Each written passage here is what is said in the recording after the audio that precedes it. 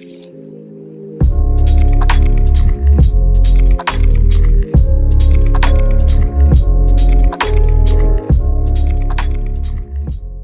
guys, FirstinWeather here. As almost all of you know, right now our attention is glued to Hurricane Irma. It is currently a Category 3 hurricane, a major hurricane, and this is the latest track from the National Weather Service, and as you can see, it is expected to stay a major hurricane for the entire duration of its track. And by 8 a.m. Friday, it's northeast of Cuba, and it is headed towards the eastern coast. It's looking more and more likely that this storm will not go out to sea. It's looking more and more likely that the storm will impact the U.S. in some way. However, there is still a slim outside chance that this storm could go out to sea, but almost all of the models now are hinting to, or all the models are coming closer in their thoughts, and almost all of them are saying that this system will make landfall somewhere in the United States. And where is the big question? Some are saying it can make landfall in Florida. Some are saying it can make landfall in New Jersey. So the main question is, where will it make landfall? And so the latest track from the National Weather Service is taking it up here. And so in this video, we're going to analyze a lot of the weather models and see where they're taking it. And then at the end, I'm going to make my own forecast track. And yeah, and then I'll update you in future videos on the track of the system. So if we look at the first ensemble model track, and this is the 12Z track. This one's taking it up northwest and then starting to make a curve as it nears the eastern seaboard. So that is interesting. And now this is the latest 12Z run from the GEFS. And as most of you can know, it's looking more and more likely that this system will make landfall. But another trend in the models is that the system will make landfall in the southeastern U.S. Many people were thinking that it could go into the New England states, but that is looking less and less likely. The risk for those areas is starting to be reduced. It's looking more and more likely that this system will make landfall somewhere between Florida and southern North Carolina. And so if we head back to the next one,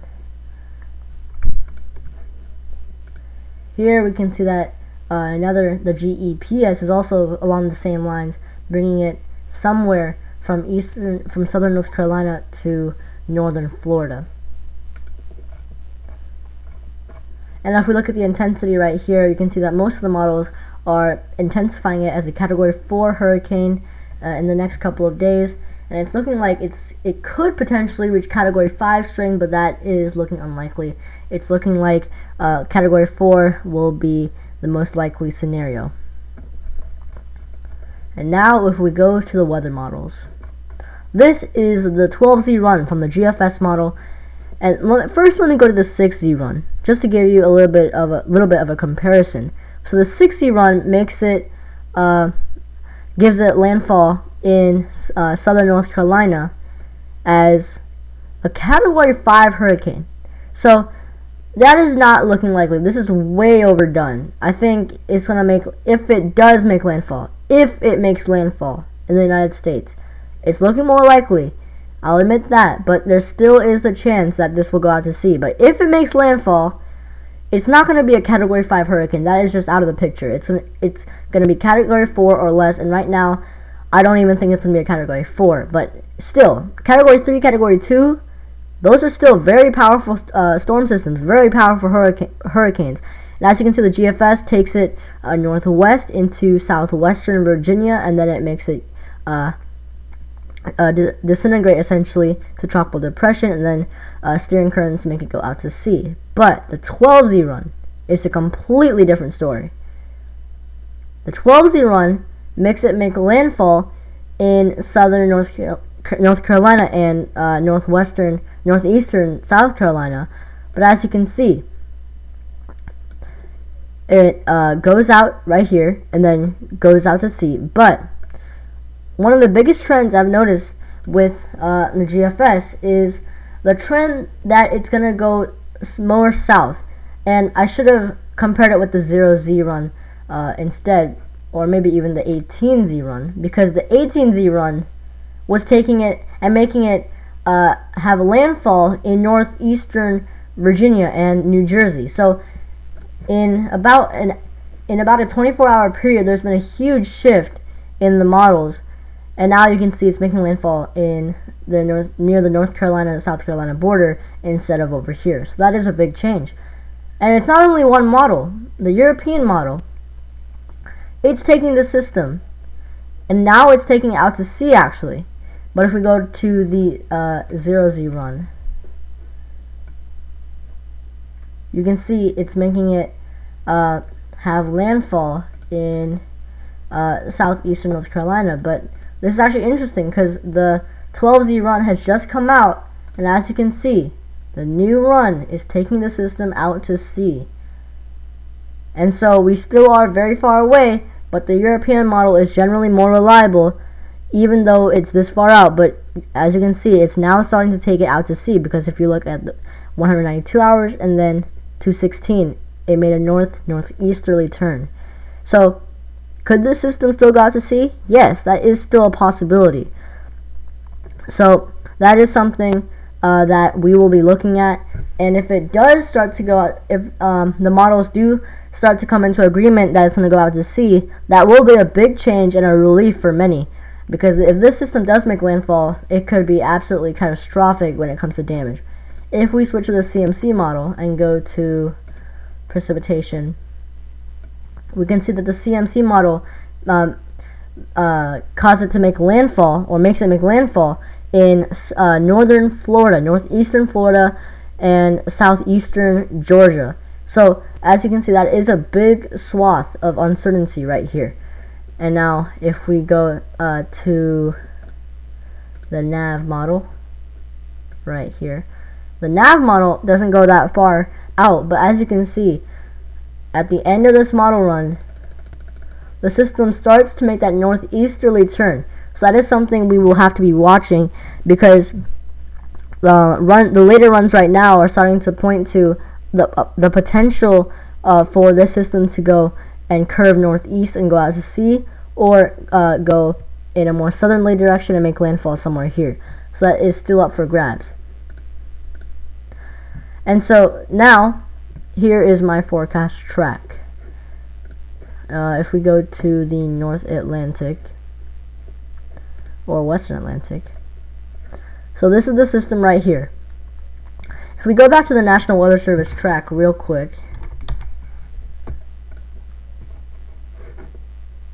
as we can see here, it's relatively certain that this system is going to go and end up somewhere here by Friday, but where it goes after this is very uncertain. Will it go here, will it go here, or will it go here? That is all up for grabs. But right now, what I'm thinking is that this system after here, so basically the main thing right now that's determining where this system will go is the upper dynamics in the atmosphere. We're going to have this trough right here. Depending on when this trough will exit the area will determine whether the system will go inland or out to sea, because this trough has steering winds that will make it go out to sea. But as you can see, the GFS makes that trough collapse, causing this system to go inland. But this trough, if it does stay, it will go out to sea. So based on a bunch of different models and a bunch of different forecast tracks and all that stuff, right now I'm thinking this system, and I'll warn you, this is a really broad track. It's nothing set in stone, but right now I think after this time period, after the system reaches this area, we'll be talking about this system going from here, or it could go to here. Oh wait, that is not a good track. Let me fix that.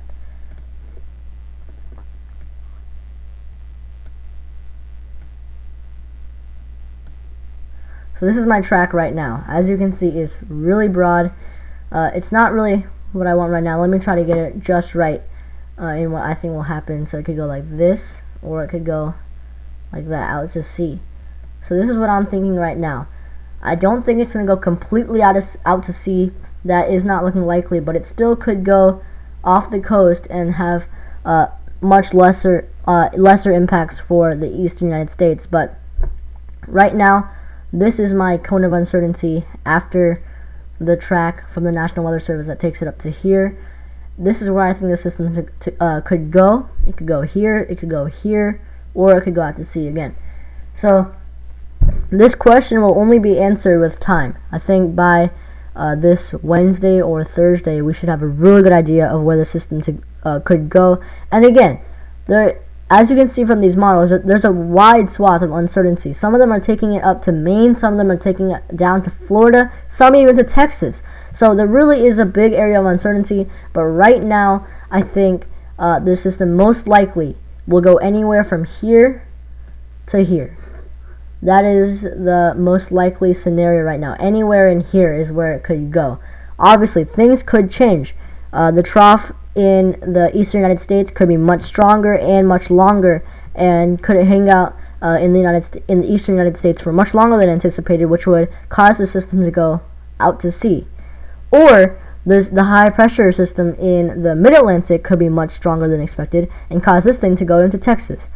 So right now, anything's on the table, but most people are starting to narrow down on this area where the system could go. Again, it could still go here, it could still go here, but right now it's looking like anywhere in this area is the more likely location for the system to make landfall, if it does make landfall. So I hope you enjoyed this video. The point of this video was to show you where the models are trending and where the system most likely will go in this area.